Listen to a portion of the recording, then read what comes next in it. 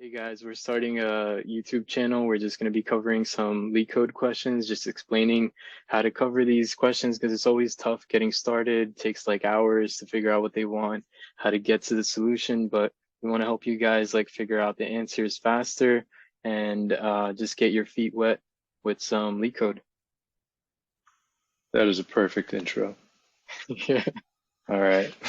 So we are going to start with this question right here, which is question 9, palindrome number. And basically, just going through the question, given an integer x, return true if x is a palindrome and false otherwise.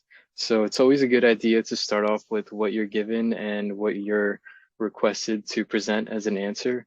So in this situation, you would start off with a number, and you are going to be returning a Boolean, true or false. All right. And then we also have to think about what we need to do to our input.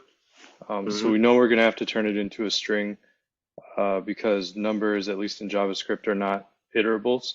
So yeah, that'll be like the first thing that I'm thinking about when I approach this problem. Yeah. All right. Sounds good.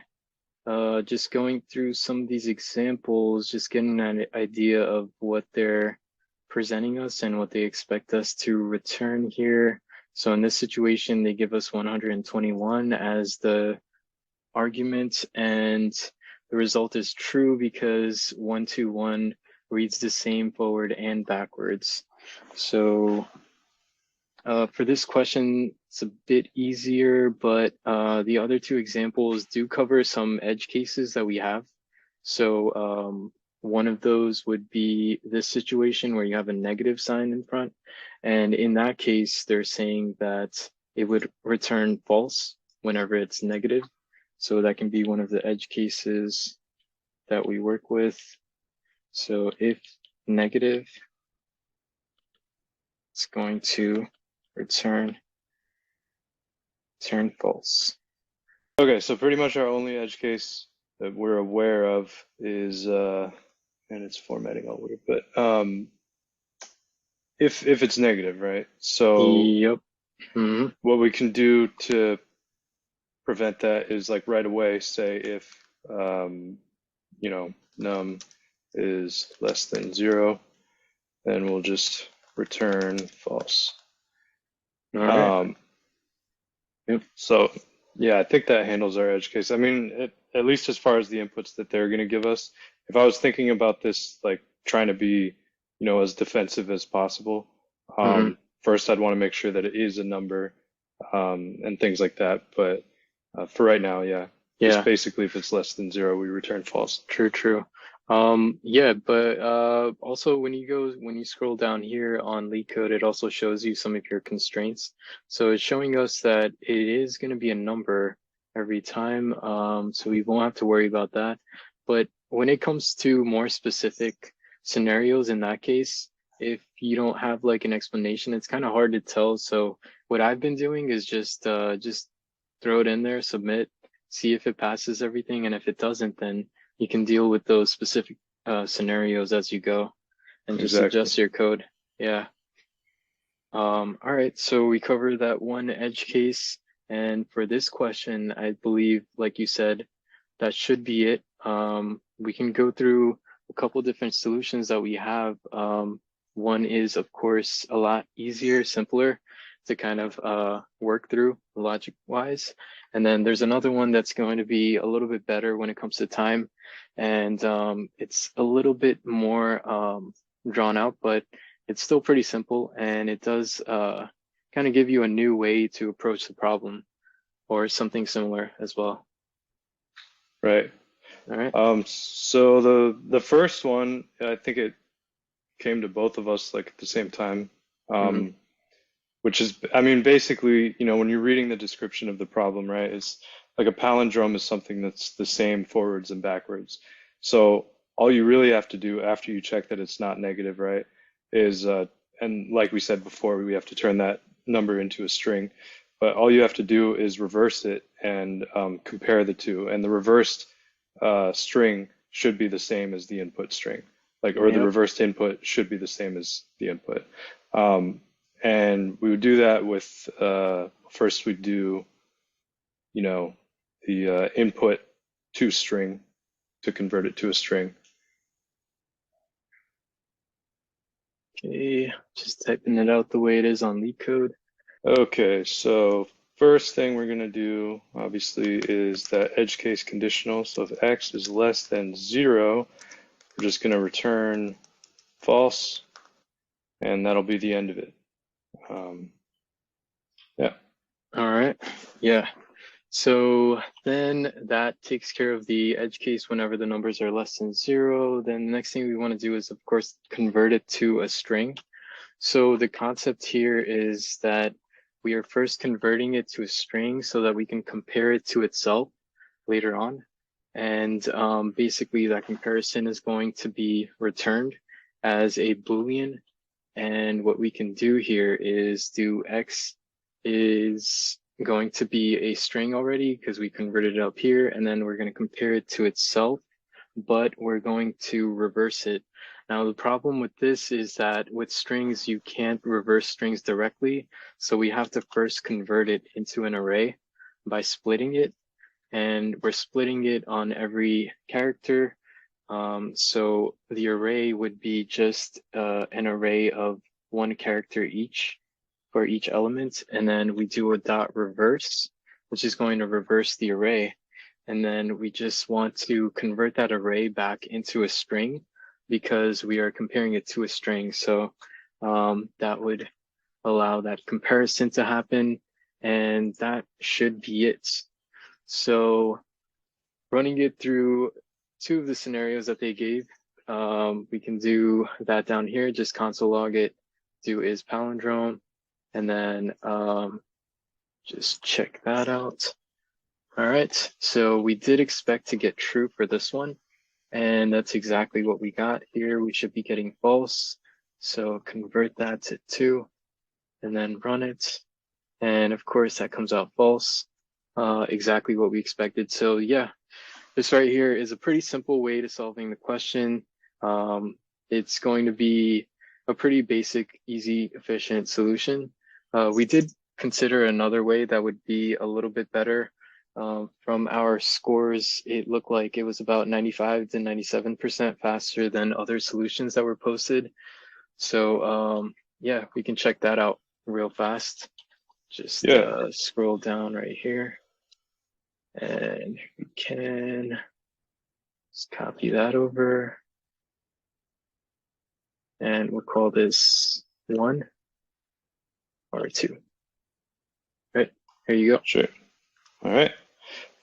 Yeah, so the thing to kind of remember about both of these solutions is that realistically they are both O of n, at least as far as I can tell. I'm maybe not like the best person at analyzing time complexity, but O of n it's not the best. And I think that we maybe saw another solution that was even more complicated and annoying to get O of log n, but we're not going to get into all that. I mean, at that point, we're really just talking about milliseconds or even less than milliseconds. So, I mean, I think this will be more than enough. I mean, we hit 97% faster, so for sure. I'm good and with I that. definitely, I don't want to try and think in O of log n right now. But yeah, they are both O of n because I believe all 3 of these methods are O of n methods. I could be wrong on that, but reverse. What we're doing here, basically, we are going to be comparing the worst case scenarios. So looking at the worst case scenarios, it did look like they were all linear. So O of n, yeah. But either way, still both pretty fast. So yeah, so this was our other thought process, and these first 2 lines are going to be the same, because still, same edge case, and we still are going to need a string. So what we're doing here is we're setting up a for loop for let I equal 0. I is less than, for now I'm going to say x dot length, and we're going to come back and change that in a second.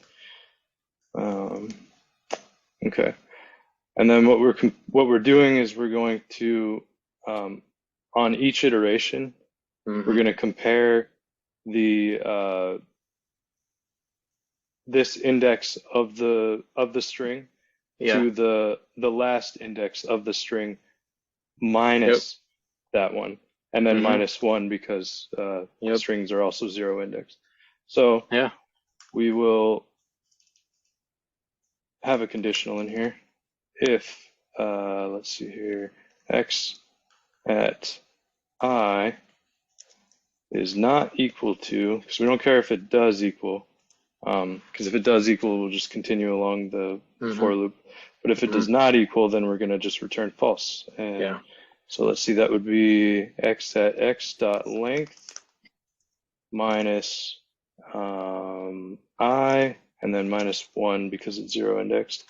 Yeah, just to go into that a little bit. So returning false is always, well, not always, but in this scenario, it only needs to be false once in order for it to always be false. So as soon as you get that one false, you want to just exit out of the loop and don't waste any more time continuing on. Cut the loop off and then return the answer as false. So yeah, like you said, we're going to be comparing that first number to the very last number. So if we had a number like this, where we did have, you know, a super long number, 1, 2, 2, 1, 2, 2, 1, we would be looking at this first one. On the very first iteration, we'd be comparing these two numbers. So by doing this x of I would be 0 on the first one. And then it would be, we'd be pulling that number right there. And then we'd be comparing it to this number right here, which is also 1. And then on the second iteration, I would be incrementing by 1. So it would be 1. And then we would pull this number, which is 2, and then compare it to this number, which is also 2. So just like that, you would keep going down the line, comparing this number with this number. And then in this scenario, we wanted to prevent this number from being compared, because in a scenario where it is odd, we don't want to compare the middle to the middle because it doesn't matter. So in this example that we set up here, we have basically created a loop.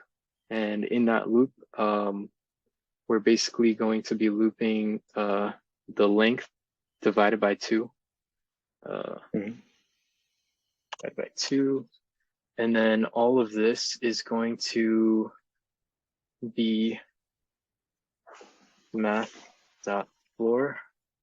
And we do that so that in this scenario where we have an odd number of numbers in this string, it would basically be 1, 2, 3, 4, 7 numbers total divided by 2 is going to give you 3.5. But since we don't want to hit that fourth number, we're going to floor it, make it 3, so that we only loop 3 times. So the 1, then the 2, and then the next 2, and then we stop that loop after that. Yep. And I can't remember, did it still worked though, even if we didn't do like math.floor, or did it? I can't remember. I think for the scenarios where you have like 3 numbers, it gets a little bit tricky, because if you do 3 numbers and you are dividing by 2, then that comes out to 1.5. And if you do a ceiling on this, it's going to come out to 2, and you're going to get an extra loop here that you wouldn't have gotten if you just floored it to 1. So like time-wise, it's like a little difference, but it is going to be a little bit better to just floor it. Yeah. Okay, cool. And then I think also, yeah, I think you're just making the same comparisons twice, even if it does work. Yeah. when you don't need to. You only really need to iterate over half the length. Hmm. But Yeah. again, it's important to note that this is still O of n. Hmm. Time complexity doesn't really matter that you're splitting it in half just the one Hmm. time. Yep. Sounds So good. Let's just run this really quickly. So now we're looking at the second function that we set up here. We're running the first one through, which is the 121. Expect to get a true, and we get an undefined because we didn't do return. So oh right, we are yeah. going to do return true, and now it should should come back true. There you go. And then second one, run it here, and comes back false. And there you go. Pretty simple Yeah. problem. We started off with the easy one. Next time we'll do something a little bit more complex. We just wanted to get our feet wet with all of this setup and how we're gonna approach doing these problems. Thank you for watching, and if you liked, subscribe.